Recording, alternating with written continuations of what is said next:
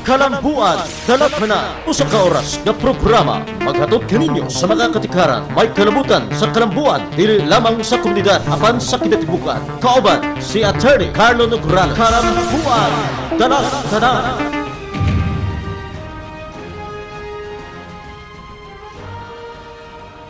Maayong adlaw, ani ana pod kita sa inyong paboritong tulumanon sa telebisyon, ang Kalambuan Dalatanan, kini inyo higala sa kahanginan Rafi Bermejo. Kauban gihapon nato ang atong co-host si Saldi Chato. Maayong adlaw kanimo Saldi. Ayos lang, Raf, sa itong mga televiewers dito sa itong Kalambuan Dalatanan, may adlaw. O siyempre, ato na po pag-isgutan ang mga butang lungsod nun, aron sa pagmasayot ang katauhan sa kitatbuk ang Islas Mindanao, labi na, dito sa Davao. Saldi, dili matipok ang atong programa, no? Hangtod dili na ito makauban ang atong pinanggang congressman sa unang distrito sa Cagayan, Davao. Usa atong ilaila kaninyo pagbalik ang atong pinanggang congressman, dawata si Congressman Carlo Nograles. Yes, maayong adlaw kanimo, Raf, kanimo Zalds. Welcome back. Murag dugay-dugay na. Dugay-dugay na human sa kining pagkampanya ug sa barangay election. Maayong adlaw sa tanan natong mga tigtanaw sa atong programang Kalambuan Dalatanan. Saldi, sa itong mga isgutan karong mga taknaha? Okay, sa itong mga televiewers, sa itong isgutan, kining Congress schedule. Anya, October 25, 2010, barangay and SK elections. Anya, the Team Nograles nga itong protesta. O ang killings in Davao. Anya, kining mga pangutan na subs at makaigsunan sa barangay Rap. Okay. So ay paglangan na ito ihatag kang Congressman Carlo ang unang pangutana. Congressman Carlo, may balik na sa session ang Kongreso. Kung sabay gikabisihan karon sa mga kongresista hangtod mahuman karong tuiga 2010, Congressman Carlo. Well, una sa tanan, bisan napasar na namo. Actually, the first day of session, ang pinakauna gyud na accomplishment katong pagpasar sa budget ng 2011 budget on third reading. So, gipasar na mo to itong miaging Monday. Then, of course, gikan dito, diretso na sa Senado. Now, pag-abot sa Senado, basing dunay mga kausaban or dunay mga amendments na pagkabuhaton ng Senate, kung mao ka ng ilang buhaton, then we have to go to bicameral conference committee para kung unsa may mga diferensya sa House version o sa Senate version, they'll be able to find a common ground. So, mao na ang kinihanan natong buhaton bag-o matapos ang tuig sa 2010. And of course, we have how many more days before ang Christmas break. So, nagsugod mi last Monday ang session namo hangtod December 17. So, napay mga gikinihanlan natong mga asikasuhon diha sama sa katong impeachment sa ombudsman, sama sa katong amnestia para sa mga sundalo, gitaganog amnesty ni President Noynoy, ug doon na pa yung mga issue ug mga balaod na among ginapasar karon diha sa Kongreso. Okay. Ang imong kauban nga si Sarangani Congressman Manny Pacquiao tuwa na karon sa Texas aron makigsangka sa garbo sa Mexico si Antonio Margarito. Congressman Carlo, usa ka ba sa grupo sa mga kongresista nga moadto sa Texas aron mo sa nagsangka ni Pacquiao ug Margarito? Dili, na ako diri karon sa Davao and actually magpagawas mi og free showing. Okay. Sa fight ni Pacquiao ug ni Margarito. Ato na lang siguro ng anunsyo sa mga televiewers. Naanda naman gyud nato no, diha sa MAA Gym. Magpagawas mi og free showing didto. Ug every Pacquiao fight naman tay mga free showing. Actually kanang Pacquiao fight na libre showing, nagsugod ka na sa among balay sa Don Vicenta. And then napansin lang namo na kada free showing namo murag mo awas-awas man ang mga tao, daghan ang mga makahiring pod ang uban diha, mga sidingan namo. So okay lang among ginapasulod sa balay hantod sa niabot ang sa punto na tungod sa kadaghan lagi na nagatan-aw og katong Pacquiao nga fight, gibuhat na lang namo na ngita mid paagi na maka-free showing mi dito sa mga gym. So sa MAA Gym nagpa-free showing mi. So murag mao na ang nahimong tradisyon karon. So kita ta dito. Pero ambot nang murag nagsulti si Congressman Manny na last fight na daw na niya na ang Margarito fight. Kini nga Margarito fight. So we'll see. So, we wish him well. Kauban namo diya sa Kongreso, Manny Pacquiao. Pero doon ay mga pagsaway, hindi bang ninipagkadto sa mga kongresista gani sa laing nasod, agig mga pag-away ni Manny Pacquiao. Congressman Carlo, sa imong ikasulti sa gingong pagsaway ni Congressman? Well, para ka namo man good, lahi naman good karon kay si Manny Pacquiao is a member of Congress, no? Membro siya sa House of Representatives. So, dili nato malikayan na syempre katong mga suod niya mga amigo diha sa House of Representatives. Mga colleague good na namo, so gusto nila ipakita ang ilang suporta kang Manny Pacquiao, and this being ingon lagi basin ang last fight na ni Manny Pacquiao, and it is a historic fight.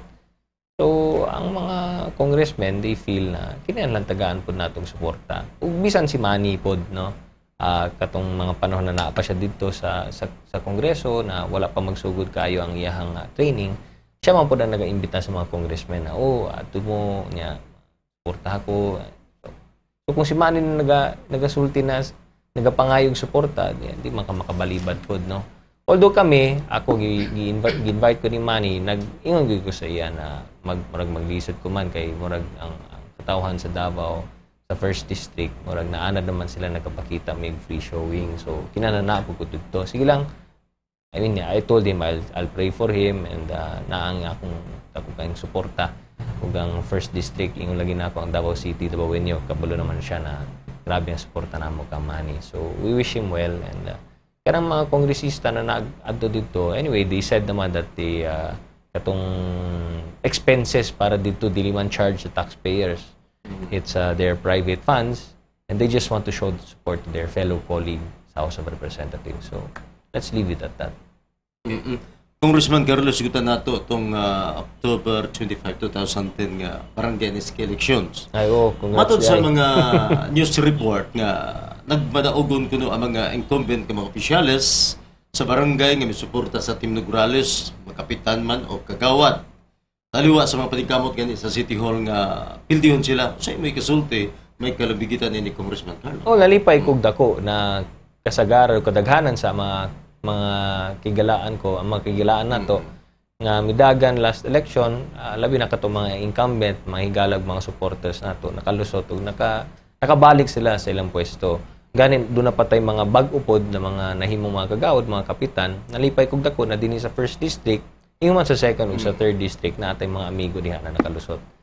Ug kini sila sama sa akong ipangsulti sa atong mga katawhan na okay man ni sila kay murag naadan na sila sa pagserbisyo ug labi na sa first district, kabalo naman sila na kining unsa may mahatag namo ang serbisyo gikan sa among opisina, dali lang pud kaayo na pangayoon sa atong mga higala, mga kagawad, mga kapitan aron ipanghatag pud ug ibalik dito sa atong mga katawhan sa mga barangay. So nalipay ko na kadaghanan sa atong mga gisuportahan nakalusot ug nakabalik sila sa pwesto ug naay mga bag-o nakalingkod karon.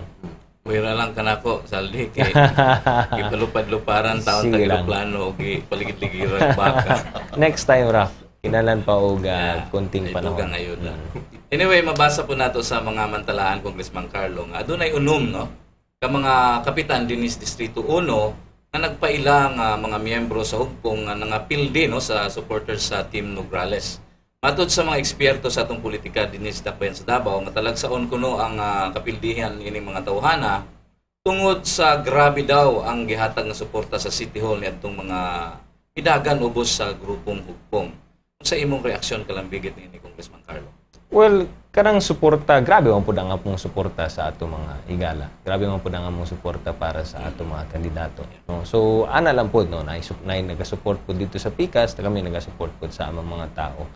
Para kanako, ang importante lamang, kining eleksyon manggod, ang importante para sa katawhan ug mga botante, gawas kung kinsay kusog diha nga suporta o kinsay kwartahan, ang ginatanaw sa tao kung kinsa bay ilang masaligan, kinsa ilang maduulan, kinsa ang mga nakita nila na dunay agi, dunay grabe ang pagserbisyo, sama sa uban mga nakalusot, mga nakadaog, mga bag-o.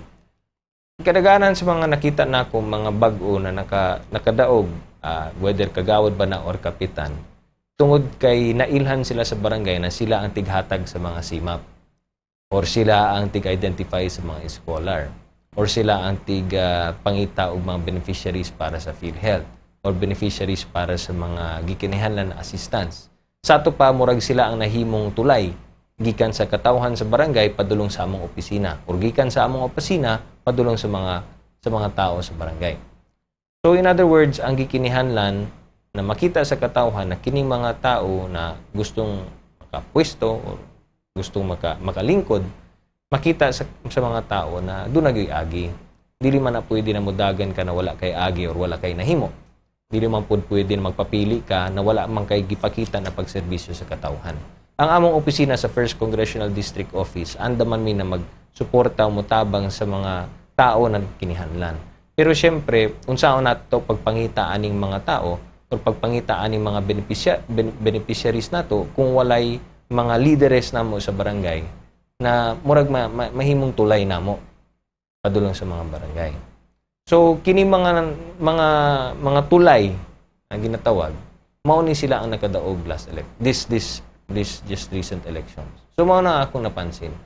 So dili pwede na kanang ginaingon na padaghana taog kini mga paraphernalia, padaghana ni og kini mga posters, padaghanay mi ning tarpaulin, nabay eroplanon maglupad-lupad diha, nabay mga sticker ang mga auto, nabay mga payo or nabay ipanghatag diha, dili man na pwede ginana lang. Kumudagan ka, magpapili ka sa katawhan, kinihanglan, pakita usa nimo sa katawhan kung unsa imong kayang buhaton. Ug syempre kinahanglan pakita nimo sa katawhan na ikaw sincere gyud. Ug makita pod sa katawhan na tuna kay agi. Dili ka pwede magpapili ka unya wa makikipakita na panerbisyo sa katawhan. So mao na siya ako nakita. Doon naman naiuban mga napildi, it's either malas na siya. Malas lang yun. Or medyo magkulang siguro sa pagserbisyo. Kaya ang uban nag-ingon na kulang daw sa pondo or kulang daw sa mga poster. Dili man ingon na kay makumpara man pud nimo naman po yung mga kandidato na gamay lang ang poster, gamay lang ang mga pinapanghatag na pamphlet pero nakalusot man lagi. So murag ang common factor diha ang performance. Kinahanglan makita gid nila na nakatabang gid ka sa katawhan. Kaya syempre ikaw nagpapili ka isip sulugoon. Yan dili man ka masugo sa tao. Hindi ka pwede manghimong sulugoon. Hindi ka masugo. Diskutahan ng performance, Congressman Carlo. Ang bagong kapitan sa Barangay Talumo, katong mipildi sa kasamtangang kapitan na naila sa grupong hukpong, mingon sa iyang interview sa television, nagpadaogon siya pinagi sa performance.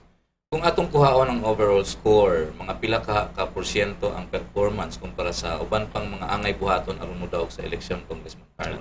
Siguro 80%, 90% performance na. Kinahanglan mao lagi na akong gisulti. Kinahanglan makita sa tao na doon na kay agi. Kining nahitabo sa Talumo, nakita nila ang kining previous administration, ang previous na nagunit ni ana, kita nila na atong panahon daghan mga nahimong mga proyekto. Maayo ang relasyon sa opisina sa mga Nograles. Nakahatag og daghang mga infrastructure project, nakahatag og daghang mga kaayuhan. Unya nakita nila ang usa ka administrasyon, ang misunod na administrasyon murag kulang kaayo ang mga proyekto diya sa barangay. So mga tao nagpili pagpili nila, nakumpara nila, nakita nila na mas maayo kining dunay performance. Sumapod na ang nahitabo sa ubang barangay din sa 1st District. Kita nila na mauni siya ang kining natestingan nato kining usa ka pamaagi sa usa ka leader. Unya natestingan pod namo, nasulayan pod nato ang kining usa ka leader na wala kaayong agi, wala kaayong nahatag na kaayuhan, di nagpili sila. And kasagaran sa ginapili sa tao ang performance. Usahay masayo pang pod ang tao sa pagpili. Pili sila og ginani kay mao lagi na I don't know, na-blind sila or naloko sila, nabola sila, ibutang nila, sulayan. Yung paglingkod, wala man na agi. So, nagsisi sila. Karon, eleksyon, di pabalik nila ang katong naandan na lagi na dunay kaayuhan or dunay mga proyekto